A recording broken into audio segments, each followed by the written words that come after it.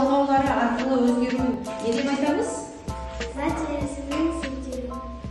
Иә, дұрыс айтасыңдар балалар. Зат есім септері өзгерген, иә? Зат есімнің септелуіне байланысты бізде неше септік бар екен қазақ тілінде? 7 септік бар екен. Кәнеки бәріміз бірге айтайық. Жалғаудың сұрақтары бар. Осы сұрақтарды сәйкестендіріп, әр септіктің өз сұрақтарын қоясыңдар.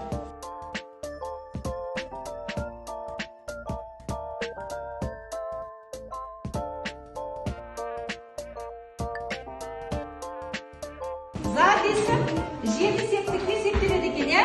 Бәріміз кәне бірге қайталаймыз. Кім, не, жатты сөзде жалғауларын өтеміз. Ол үшін біз алдымен атау, ілік және бар септігінің жалғауларын тауып алайық.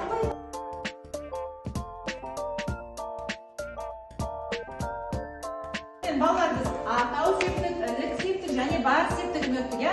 Бүгін біз табыс септігін өтеміз. Табыс септігі қандай сұрақтарға жауап береді? Кімді, нені, кімдерді, көпшілік